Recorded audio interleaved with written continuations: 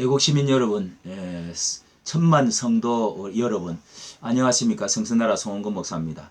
오늘은 좌편의 선자들, 우편의 선자들 한 말씀으로 나누겠습니다.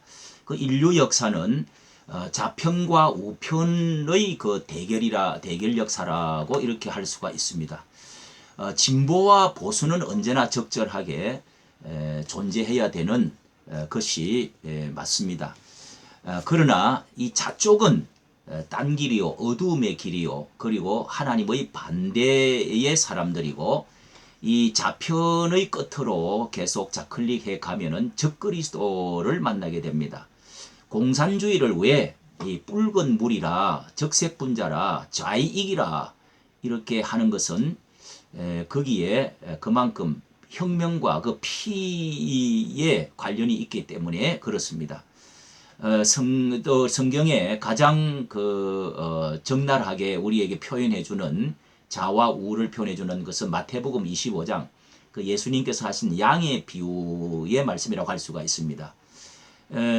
그리고 양은 오른쪽으로 있어라. 그리고 마지막 심판의 말씀인데 심판 때 마지막 때 염소는 왼편에 있는 자들아 이렇게 예수님이 말씀했습니다. 그리고 하나님의 오른손으로 너를 붙들리라. 이사야서 41장 10절의 말씀에 보면은 나의 의로운 오른손으로 너를 붙들리라. 이렇게 말씀했습니다. 오른손, 이 능력의 손이고 하나님 보호의 손이죠. 그리고 라이투스니스라고 하는 이 의에 대해서는 라이트, 오른쪽이다. 그리고 바르다는 것입니다. 이런 것을 하나님의 의라고 공의, 정의 이런 것을 말하지요. 예수님은 또 하늘 보좌 우편에 가 계신다, 앉으신다라고 말씀하고 있습니다. 우편에 앉아 계신다. 따라서 성경에서는 이 우편은 항상 하나님의 자리이십니다. 좌편은 불의의 자리고 하나님의 반대의 자리인데 이로써 해서 또 주류와 비주류로 언제나 나누어집니다. 이 악한 자리 그리고 부정적인 자리 하나님의 대칭 자리입니다. 고린도전서 6장에 보면은 의와 불법이 어찌 함께하고 빛과 어두움이 그리고 그리스도와 벨리알 적그리스도가 어떻게 멍에를 같이 할 수가 있느냐. 함께 할 수 없다. 진리와 비진리가 같이 갈 수는 없다는 것입니다. 이렇게 있어서 주류와 비주류는 신앙에 있어서도 그리고 정치에 있어서도 도덕적인 경우에 있어서도 주류와 비주류가 있고 우편과 좌편이 있는 것입니다. 이것은 항상 대립관계에 있는 것이죠. 우리는 마태복음 25장에 예수님이 양과 염소의 교훈을 해주시면서 염소의 특징, 양의 특징을 분명히 가르쳐주고 있습니다. 양은 뿔이 없습니다. 그래서 양은 공격적이지를 못하고 싸우지를 못하고 그렇게 잡아먹히는 쪽에 서 있죠. 그러나 염소는 항상 뿔이 있어서 반항적이고 또 고집이 센 것이 뭐 끌려 올라오면 오는 것이 아니고 뒤로 뻗히는 것이죠. 양 염소를 키워본 사람은 다 알 것입니다. 그리고 양은 눈이 멀리 보지를 못하고 도망을 가지를 못합니다. 그리고 양은 발이 짧은 것이 특징입니다. 이렇게 해서 목자가 없이는 절대로 양은 존재하기가 어렵고 생명을 부지할 수가 없는 존재가 이 양인데 이 양의 성격은 언제나 온유하고 부드럽고 그런 뿐만 아니라 목자가 피리를 불면 항상 따라가는 목자의 음성을 알고 양은 언제나 따라가고 순종하는 것입니다. 그리고 양은 성경의 모든 제물은 꼭 양으로 제물을 꼭 드리도록 되어 있습니다. 그래서 목자가 털을 깎을 때도 잠잠하게 있고 그리고 도살장으로 끌어서 제물로 끌어가도 그 피를 내어서 살을 다 찢어서 그래서 죽이는데도 이렇게 희생이 되어지는 것이 이 양인 것입니다. 목자 없이는 못 산다는 것입니다. 순종하고 따라가고 희생적이다 하는 특징을 가지고 있습니다. 잘 생각해 보면은 성경에서도 또 항상 자와 우가 항상 나누어지고 있습니다. 하나님 편과 마귀의 편에 축복의 편에 또 하나님의 반대편에 선 사람을 창세기 3장에부터 이 아담과 하와에서 태어난 첫째 아들 가인과 아벨이라는 형제가 있었습니다. 그래서 가인은 제사를 하나님께 드리는데 피 없는 제사, 곡식 제사를 드리고, 아벨은 양의 피로서 제사를 드림으로 하나님께서 그 아벨의 제사를 받으셨다.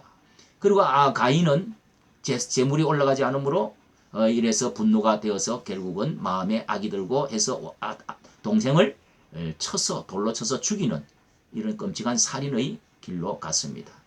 그래서 성경은 가인의 길로 갔다. 이렇게 말씀을 하고 있습니다. 가인의 길. 그리고 이제 노아의 시대에 가면은 하나님의 아들들이 사람의 딸들을 사랑해서 그래서 썩혔다는 것이죠. 그래서 하나님이 분노하시고 하나님이 한탄하시고 땅을 물로 심판하기로 하셨다 하는 말씀이 있습니다. 이 하나님의 아들들은 경건한 하나님의 백성들을 말하는데, 사람의 딸들은 불경건한 세속적인 것을 대변하는 대명사들입니다. 그리고 또 아브라함과 롯이라고 하는 사람이 같이 이 가나안 땅에 들어갔는데, 결국은 그 아브라함과 롯이라는 조카가 결국은 나누어지게 되어서 조카는 하나님을 떠나서 소돔과 고모라 성을 가서 결국은 멸망을 하는데 그런 쪽으로 갔습니다. 그리고 이제 아브라함의 그 아들 이삭과 또 이스마엘이라고 하는 둘 아들이 생겨났습니다. 그 이삭은 본부인에게서 태어나서 하나님의 약속을 받고 태어난 아들이고, 결국은 이스마엘은 약속 없는 첩에서 태어난 아들이기 때문에 하나님 내쫓아라. 이렇게 해서 이삭을 통해서 계속 하나님의 언약의 축복이 내려왔습니다. 그리고 또 그 아들 야곱에서도 이삭의 아들 야곱과 에서가 태어났는데 쌍둥이로 태어났죠. 근데 하나님은 성경에 내가 동생 야곱은 사랑하고 에서는 미워했다, 이런 말씀이 나옵니다. 선택했다는 것이죠. 그리고 야곱의 아들 12아들이 태어났는데요. 그 아들이 요셉은 하나님께서 고난과 감옥 갇히고 이렇게 팔려가고 하는 가운데 결국은 이 제국의 2인자가 총리가 되어져서 축복을 받은 사람이 되고, 12아들은 그 동생을 팔아먹고 핍박했던 그 10아들은 결국은 요셉에게 가서 나중에 양식이 떨어지고 요셉에게 가지고 머리를 숙이고 무릎을 꿇고 머리 숙인 이런 일들이 나옵니다. 이것이 한 800년 정도 지나가서 다윗과 사울 왕의 시대에 가면 이 왕을 세웠는데, 첫째 왕은 사울 왕이고 둘째 왕은 다윗 왕입니다. 그런데 이 왕도 하나님의 정직한 다윗의 길로, 하나님이 정직한 다윗의 길로 행하며, 이것이 모든 왕들의 기준으로 삼으셨습니다. 하나님은 다윗을 이 지상에 영원한 왕국을 세우고 축복해 주었습니다. 그러니까 이 두 사람은 육신과 영의 사람, 그리고 주류와 비주류, 자와 우의 선택을 성경은 말씀해 주고 있는 것이죠. 결국은 이 요셉 지파와 그리고 10지파, 그리고 이 다윗과 사울 왕의 대칭 싸움으로 해가지고 남쪽과 북쪽이 결국은 나누어졌습니다.